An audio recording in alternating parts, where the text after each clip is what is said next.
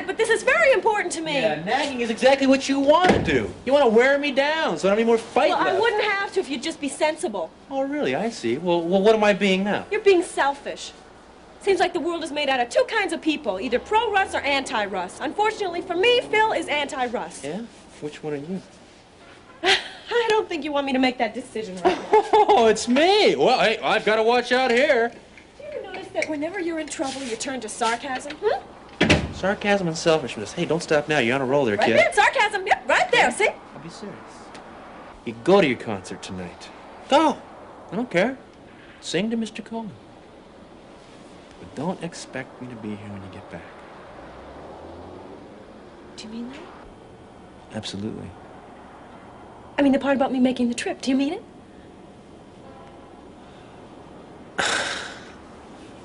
You know, you once threatened not to come home if I stayed at the Tiger's Paw. Well, I stayed, and you came home anyway. As I recall, that's the night you proposed to me. Yeah, well, you backed down from a threat anyway. Russ, you're being ridiculous. No, I'm making a point. My point is that your threats don't mean anything. Mine do. Go tonight, and don't expect to find me here when you get home, Beck. It's that simple, babe. Russ, I am going tonight. And what you do is your business.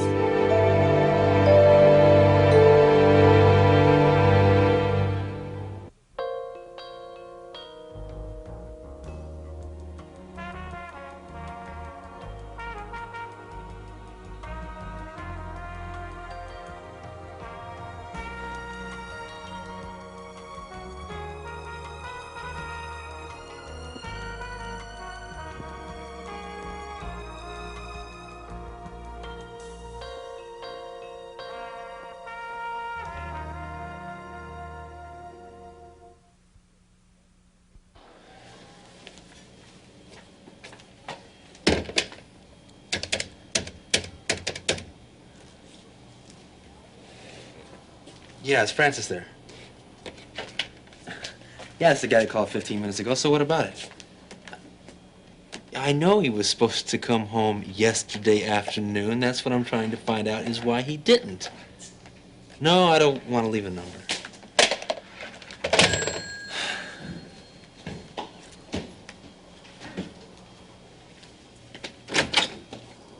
Heck, you all right? You won't believe what happened. Where have you been, man? I've been worried sick. I told you where we were going. I told you where the gig was, where the club was. You told me one night. You've been gone two. I know. I didn't know we were going to stay longer either until Dave came along. Hey, wait a second. You could have at least called me.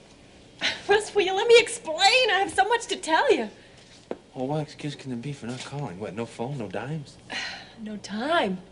Russ, I'm sorry, okay? But I'm home now, okay? Yeah, you're home now. Russ, it was fantastic. I wish you could have been there with me. The club was 4 times as big as the Tiger's Paw. We had to turn the amps up all the way. Russ, it was great. Dave didn't get there till later, but he's, yeah, the record producer. He's a great guy. Everybody just calls him, hey, Dave. He wants us to cut a demo tape. Yeah, so a demo tape. So big deal. What about it? But you know what that means? A demo tape. You put down all your songs on a tape, and they give it to the top people in the record industry. Don't you understand? Don't you see that's a chance at the big time, Russ? Yeah, I can see that you're coming home a day late, babe, man, and all strung out on a bunch of hype. Okay, I understand that it's hard for you to believe, because it was real hard for me to believe, but look, it was so fantastic. Russ, I got up there on stage thinking that I'd have such stage fright, but the minute I got up there, I felt so good, Russ. It felt like I belonged. Why'd you stay 2 nights? Well, Dave couldn't stay after the show, so he invited us out to dinner afterwards, you know, the night after. The cheapest thing on the menu was $14.95. Then what? Well, then we discussed the demo. He said he thinks I have what it takes. He said I have style, I have looks, I have the voice. Are you kidding? A big record producer said that to little old me. Can you imagine that? I can imagine a big record producer feeding little old you a line. Russ, he was just as impressed with Phil and the guys. All right, close your eyes, will you? Close your eyes. All right. Okay, open. Look at this. $1,200 for one night. You got this working for one night work? That's just the beginning. Are you kidding? Russ, I'm gonna go take a shower. I'm gonna be late for class.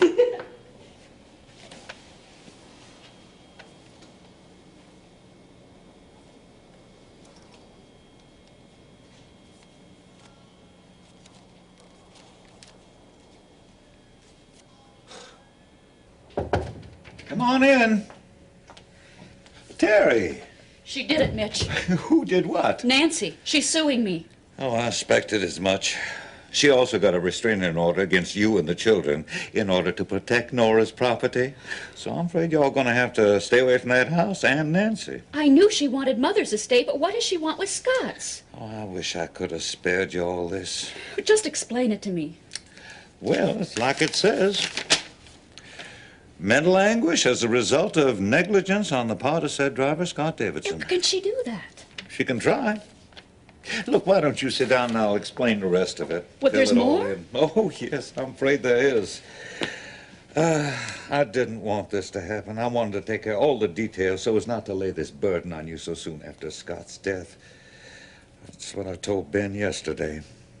You see, a copy of Nora's will turned up. Oh, thank God. But it's not the one that I prepared. It's a fake, a fraud. It leaves everything to Nancy. But how? Well, I don't know about the particulars, but I'm going to find out. You remember I told you about that safety deposit box of Nora's that I went to and I found it to be empty? Well, then, Nancy's lawyer came to my office, and he had her copy. Well, we all went down to the savings and loan, and there it was. The original, according to Nancy. But no one can get into a safety deposit box without a key, and you have it. It's mighty puzzling. But there is monkey business afoot here. There is no doubt about that. Oh, this is going to be a nasty court battle. But they are not going to get anything. Not a part of it. In court. Of course. There's no other way. Oh, and I am going to enjoy nailing Nancy to the wall. Why, there is fraud, tampering with legal documents, breaking and entering. I'm beginning to think that that copy that I had of Nora's will was stolen. I want this settled out of court, Mitch. No, that's impossible. You know Nancy. Offer her a settlement. Oh, people like Nancy, they just want it all. Give her what she wants. I can't go to court. But why? You're not making any sense. I am not going to have her ruin the memory of Scott and Mother by fighting over their estates. You are Nancy's victim. You have no choice. Yes, I have, Mitch. And I choose not to go to court.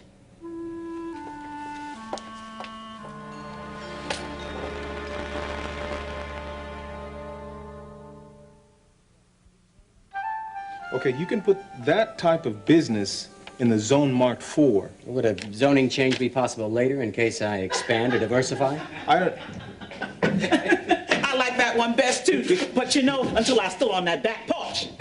Those cracks were wide enough to swallow a foot in 1 second and a leg in 2. You know, my sister Wilma fell in one, but you know, we used to call her cracked after that. Hey, Mom, Leon, hey, can you just hold it down? Gene, honey, we got 3 houses we want you to see. And you can't help but like these. Well, do you think you could cool it until I finish with Mr. Murphy? This is a place of business. Oh, why, sure, Gene, honey. Oh, my son, he's so professional. Now, where were we? In my plumbing business.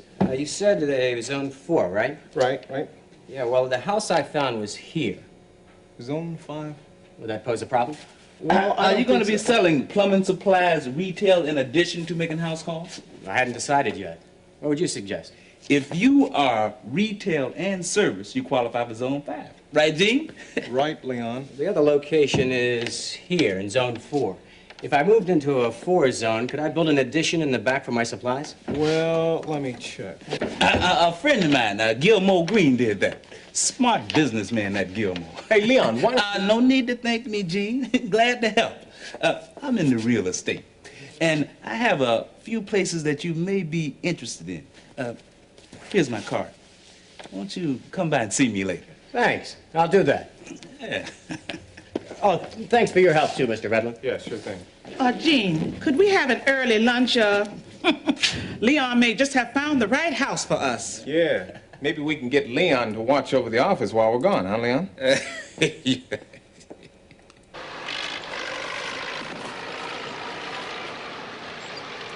that all you got to do? Mitch, You're the first person to darken these doors today, except for Laurie. Well, it's no wonder. If I was any less agile, I couldn't have made it through myself. I know, sickening, isn't it? That's a good choice of words. Physician, heal thyself. Give up and move out of this place before you lose any more. We've been over this before, Mitch. Now, nothing has changed. I'm not leaving. Still as stubborn as ever. Well, if I'd known you were making office calls, Laurie could have brought back some lunch for you. Well, I'm glad she's not here. There's no sense worrying her. More bad news. Mm-hmm. Terry got a subpoena this morning. It seems that Nancy's suing her for part of Scott's estate, too. On what grounds? Mental anguish. Would you believe it? Well, maybe we could countersue. I mean, Nancy's causing each one of us a great deal of mental anguish. Well, now, you got a point there. But I don't think it'd hold up in court. If we ever get that far. Why do you say that? Well, I talked to Terry this morning, and she's all for settling out of court. Wants to give Nancy just what she wants. Well, going to court could expose Nancy. Well, I told Terry that. But she'd have nothing to do with it. No, she's afraid of risking the good family name.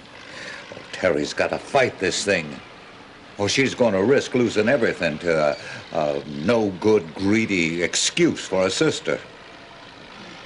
You want me to talk to her, don't you? Maybe you can talk some sense into her. I'll try. You know, Mitch, it's ironic. You want Terry to fight to keep from losing everything. Yet you advise me not to fight, to just give up. Well, she's got a case, Ben. A just cause, a reason. And she stands a good chance of winning. But you against Carpenter? You don't have any of those.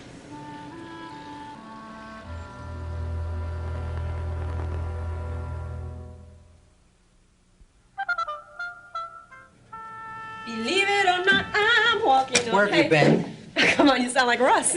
Francis has been looking for you for 2 hours. Oh, come on, Phil. Give me a break, will you? We just got back in town this morning between classes, Russ, lunch, and a doctor's appointment. I've been a very busy Wait, girl. doctor's appointment. That's nothing serious. Yeah, are you sure? Come on, I ought to know. Because you don't need to get sick now, you know that. Trust me. What did Francis want me for? Dave called me and I needed to talk to you. Dave called? What is it? Is something wrong? No. I knew it was too Everything's good to be all true. right. Now look, he just needs us to have another song ready for the demo session. Well, that doesn't give us much time. Now, how close are you to finishing that one you were humming in the car early this morning? Oh, the one I'm writing for Russ? Yeah, well, I might not like the inspiration, but the song's nice. It's almost done. I just have to work out the lyrics a little bit. And, Russ, how was he when you got home this morning? Well, at first he was worried and hurt, and then mad. Oh, Phil, I can't believe I forgot to call him. I wish you'd forget him completely. Phil, just stop, all right? Sorry. All right, force of habit. Look, Becky, have you thought about what happens next? Yeah. I finish my songs. We record them at Dave's studio. We send them to the record companies, and we wait, right? And what if a record company wants to sign us? And we make a lot of money. There's more to it than that. Look, endless hours of rehearsals, cutting records, concerts, tours, playing at everything from state fairs to huge auditoriums. Come on, Phil, you make it sound... Busy? Yeah. You know, there is a price to pay for success, Becky. Sometimes we pay it. Sometimes those we care about pay for it. Sacrifices and compromises are very common. Phil, just what are you getting at? You might have to quit school pretty soon. And, Russ? Well, look, I can handle a singing career and Russ. Yeah, what if Russ doesn't share that opinion?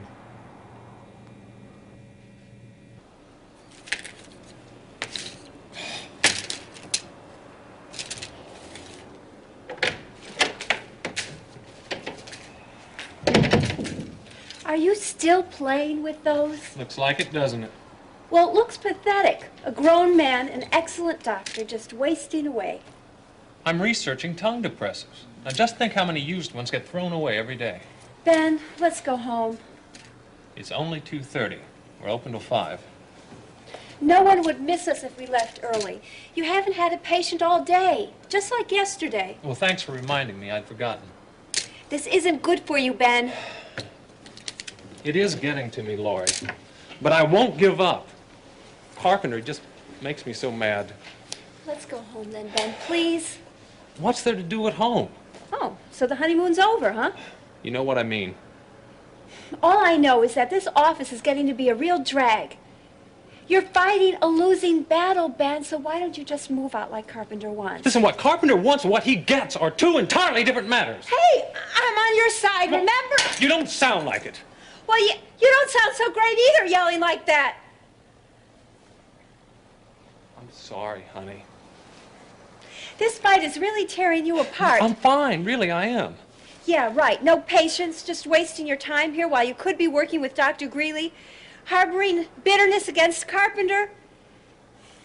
Ben, you're losing your self-respect. Oh, so now you're a psychoanalyst, huh? You're beginning to sound like Mitch and Alex, my own wife. Listen, you have no reason to be talking to me like this. You're upset with Carpenter and you're yelling at me. Listen, I think you really better think about all this. And while you do, I'll be at home.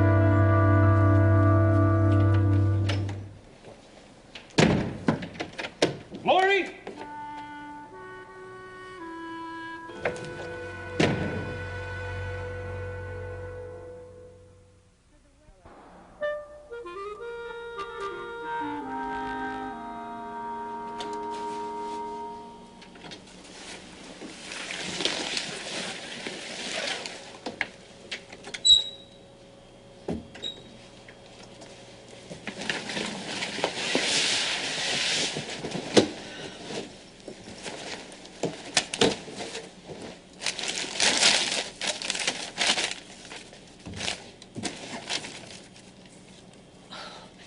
I wanted to surprise you.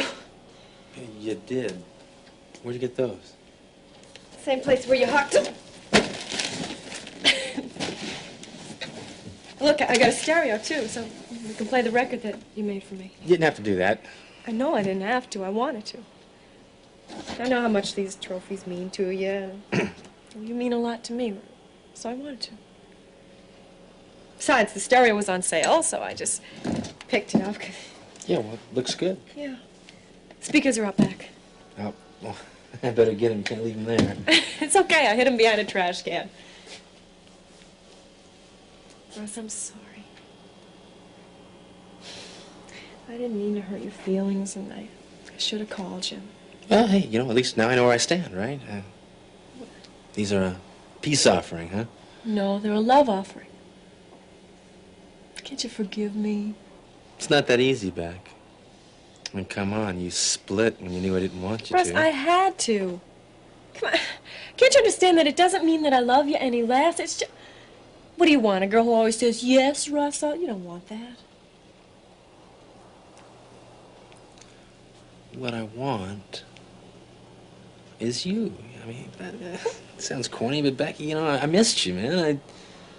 I need you here with me. Well, I missed you, too. And I'm glad you didn't go anywhere. Yeah? Yeah. Hey, I'm writing a song for you. Well, for us, really, it's our song. Great. Probably make millions. Can you believe I made $1,200 in one night? Hey, you're worth more than that to me. That's sweet. Yeah, I guess. Hey, Hey. let's you and me move out of this dump and find a nice apartment in a complex with a rec hall and a swimming pool. Maybe Wait a second, man. I kind of like this place. What are you talking come about? on, you're kidding. What's cozy? Yeah, it can be fixed up. And besides, it's got a certain little aroma about it. Yeah, fruit and vegetables. What else? Besides, just because you made a whole bunch of money one night doesn't mean that it's going to continue. All right, even if the band doesn't hit the charts, you and I can still get better part-time jobs. And if we put your money with my money, maybe we can swing it. Huh? Yeah, well, maybe so. We'll see. I think for right now that we'll just fix this place up, All right? Well, Yes, all right. I'll get the speakers. Okay?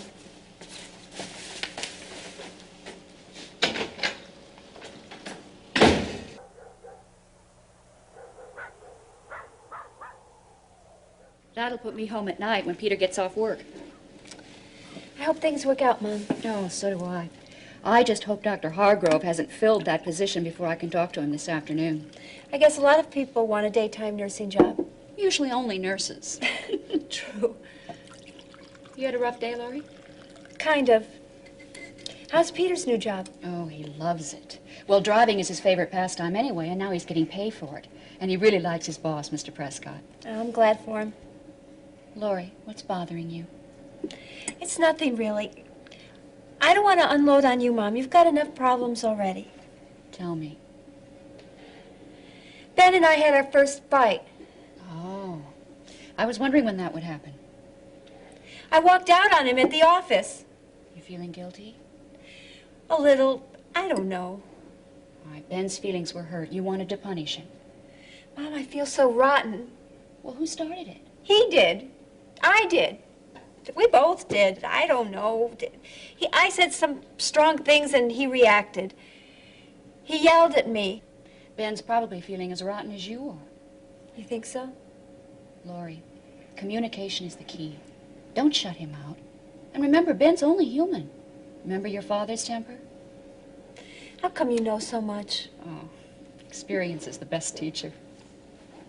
I guess I better go home and fix dinner. Yeah, and I gotta get to work.